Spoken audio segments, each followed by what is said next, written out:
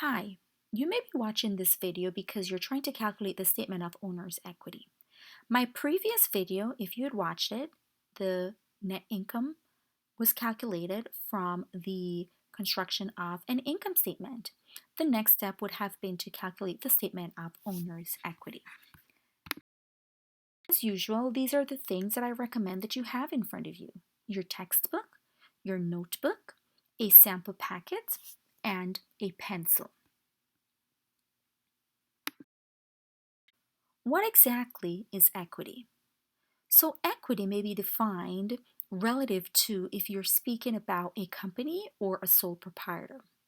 If you're speaking about a company, then you're going to be using the term stockholders' equity. However, if you're talking about a sole proprietor, somebody who runs their own business, you're going to be using the term owner's equity. And this video will show you how to calculate the owner's equity of a sole proprietor. So, you may also come across that equity is a firm's worth. That is true. It is also true that it is the value of a firm. Also, persons refer to equity as capital. However, I recommend that we refrain from just saying equity is capital simply because by the end of this video, we will realize that capital can be beginning capital or ending capital, and we're usually looking for the ending capital as the owner's equity amount. Let's get straight into the statement of owner's equity.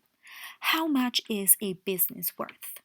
So if you think about the analogy of your bank account, and on January 1st, you started off with your bank statement showing you had $1,000 in that account, chances are on December 31st of that year, you may not end the year with the same amount in the bank account. And that's because one day you go and you deposit, next day you go probably deposit again, but then there's some withdrawals and that amount changes.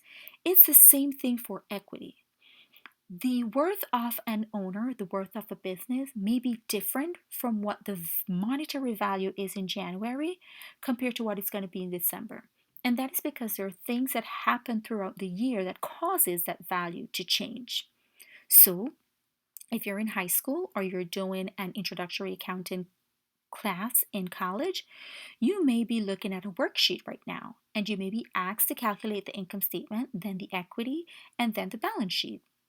I want to pause to tell you that if you're calculating the statement of owner's equity, you cannot simply use the capital figure from your worksheet and call that your ending equity and put it in the balance sheet. Because if you had any changes throughout the year, then that figure is going to be incorrect and your balance sheet won't balance. So let us identify what affects equity. It's really three things if you're talking about a sole proprietor. First, your beginning capital. Second, your withdrawals, or this is commonly called the drawings. And third, your net profit or net loss. You won't be using both.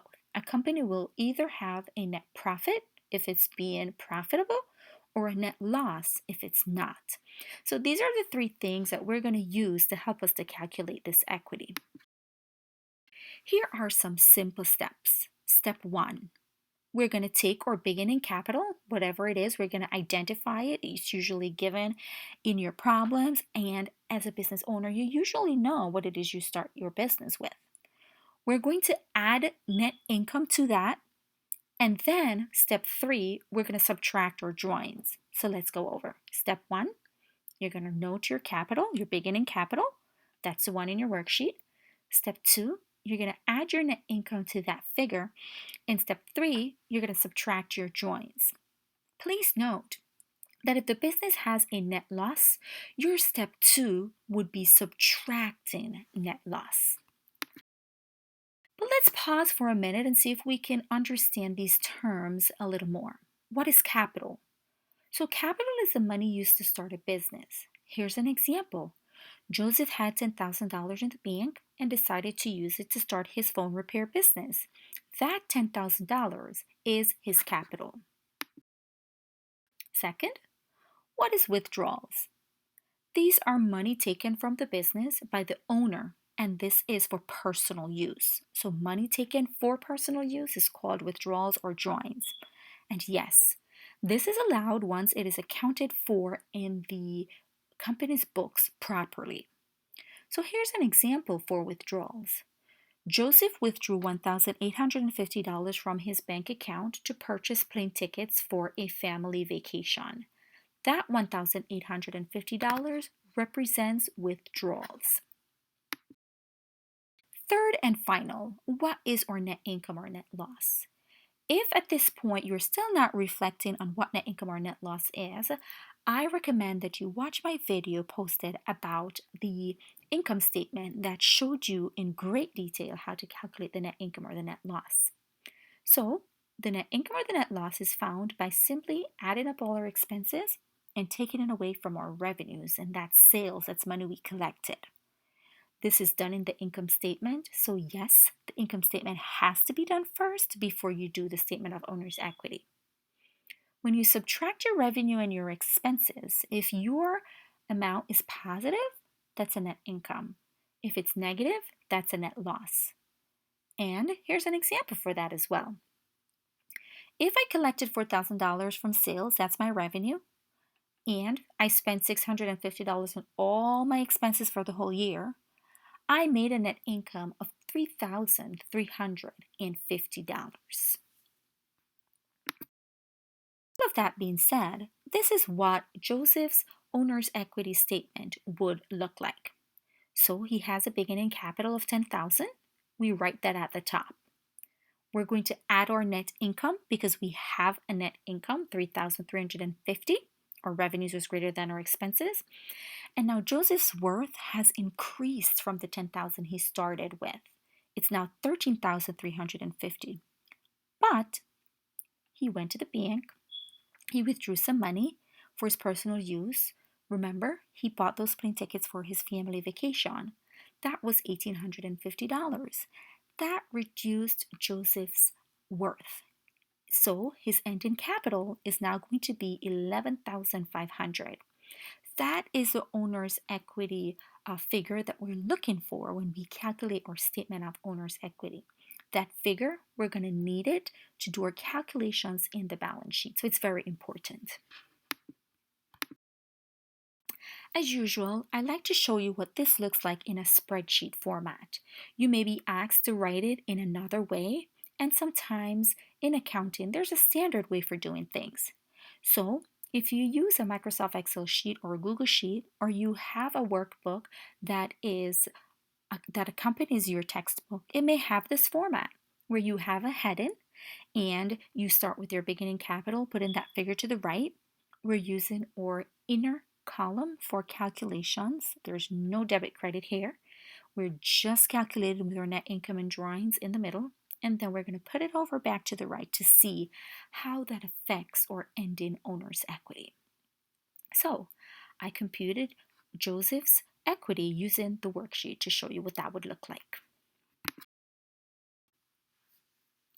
So here's Aaron Joseph's statement of owner's equity for the year ended December 31st, 2020.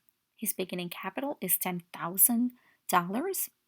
The net income, subtracting the drawings, is done in the middle. So we took that $3,350, subtracted the drawings of $1,850 because he made a net income of $3,350, but then he took some money out.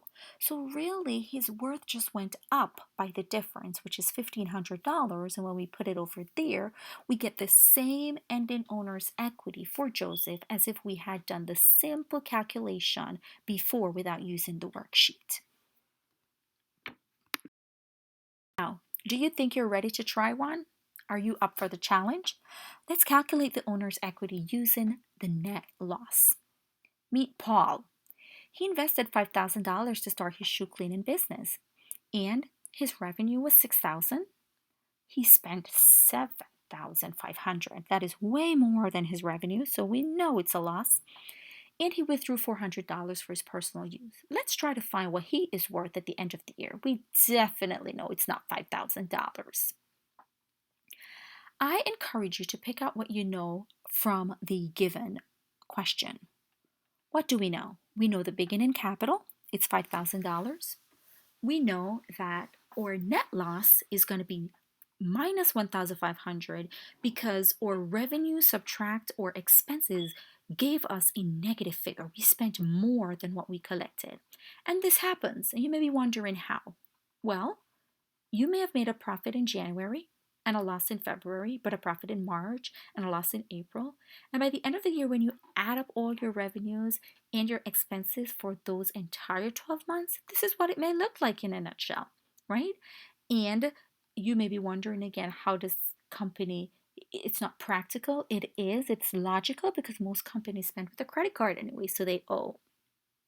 And our withdrawals is $400. So we have the three critical elements that we need to construct the owner's equity statement. This is what Paul's owner's equity statement would look like. We start with the beginning capital for Paul, it's $5,000. Using the simple method, we subtract our net loss. Yes, we subtract the net loss because it's making his equity go down. He's now worth $3,500. But he also took a withdrawal of $400, so his equity went down a little bit more. His owner's equity, or sometimes we say the ending capital for Paul, is $3,100. As usual, I like to leave you with a few tips. Here are some tips for doing a statement of owner's equity. 1, remember your beginning capital may be different from your ending capital, and usually there's something for you to calculate. 2, make sure you can identify the three components that you are going to be using to calculate the equity. 3, if you have a net income, it's going to be added in your calculations for the statement of owner's equity. But if you have a net loss, number 4, you are going to subtract that. I hope with this video you are able to compute your statement of owner's equity, and thank you for viewing.